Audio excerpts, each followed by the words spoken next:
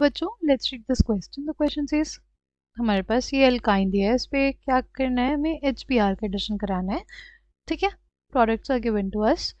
की concept for this question is, key concept for this question is reaction of alkynes, reaction of alkynes. ठीक है, now हमारे पास क्या है, हमारे पास ये अल्काइन दी हुई है, राइट। इस पे किसका एडिशन करना है, HBr का। क्या होगा, राइट। सबसे पहले हमारे पास जो हमारी ट्रिपल बॉन्ड होगी वो क्या होगी, ब्रेक होगी, राइट। हमारे पास जो हमारी ट्रिपल बॉन्ड होगी वो क्या होगी, वो ब्रेक होगी। कैसे ब्रेक होगी, लेट्स सी। देखो, हमारे पास कौन सा मोर स्टेबल कार्बोकेटायन बनेगा इस बात पे डिपेंड करेगा। ठीक है, जो हमारे पास अनसैचुरेटेड सिस्टम्स होते हैं उनकी जो कैरेक्टरिस्टिक रिएक्शन होती है वो होती है इलेक्ट्रोफिलिक एडिशन रिएक्शन, राइट। वो क्या होगी, इलेक्ट्रोफिलिक एडिशन रिएक्शन, किसके साथ, HBr के साथ। तो हमारे पास इलेक्ट्रोफिलिक पार्ट पे अटैक होगा, राइट, इस अनसैचुरेटेड सिस्टम द्वारा। क्या आ जाएगा हमारे पास, ये, राइट। अगर ये वाला पार्ट अटैक करेंगे, यहाँ पे सपोज प्लस, ये माइनस, इसने अटैक किया, राइट। तो कार्बोकेटाइन कहाँ पे बनेगा, इस सेंटर पे बनेगा, ठीक। और ये H जो जुड़ेगा वो इस सेंटर पे जुड़ेगा।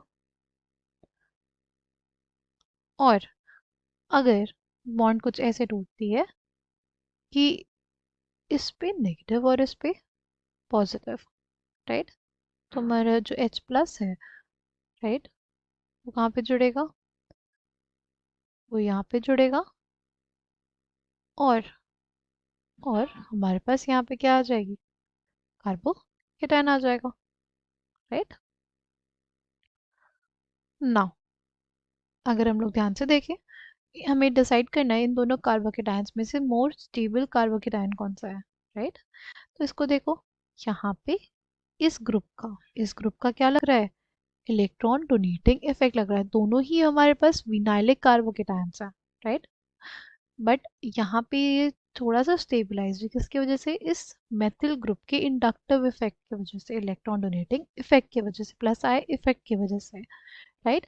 इसलिए ये ज़्यादा स्टेबल हो गए। इससे फर्दर हम लोग रिएक्शन करेंगे, राइट। क्या हो जाएगा, CH3 डबल बॉन्ड CH2 है यहाँ पे, ठीक। फिर अब क्या हो जाएगा, HBr था, राइट। इसमें से H रिएक्ट कर गया, बचा क्या हमारे पास, हमारा nucleophilic part, right. Nucleophilic part इस कार्बोकेटाइन पे अटैक कर देगा और हमारे पास क्या बन जाएगा, हमारा पहला प्रोडक्ट जो बनेगा वो ये होगा, ठीक। अब इससे फर्दर हमारे पास रिएक्शन होगी।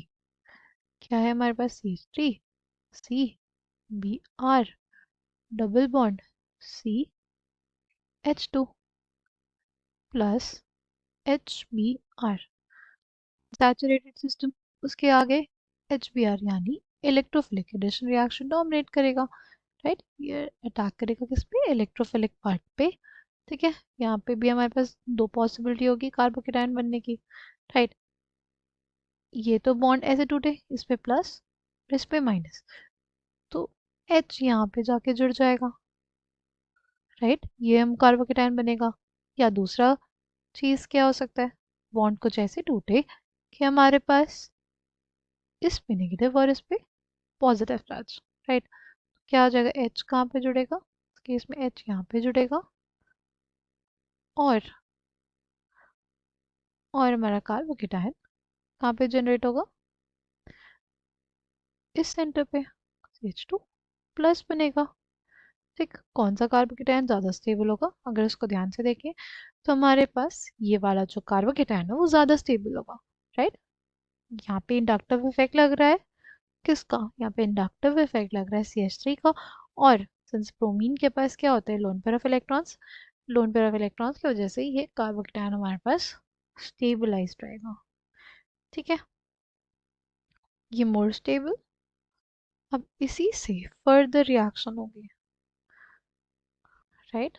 यानी ब्रोमाइड आयन जो होगा वो अटैक करेगा इस कार्बोकेटायन पे और हमारे पास बन जाएगा कुछ ऐसी स्पीशीज,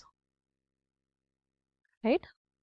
ये जो ब्रोमाइड आयन होगा हमारे रिएजेंट का जो न्यूक्लियोफिलिक पार्ट था वो अटैक कर देगा इस कार्बोकेटायन पे, राइट। ये हमारे पास बन जाएगा।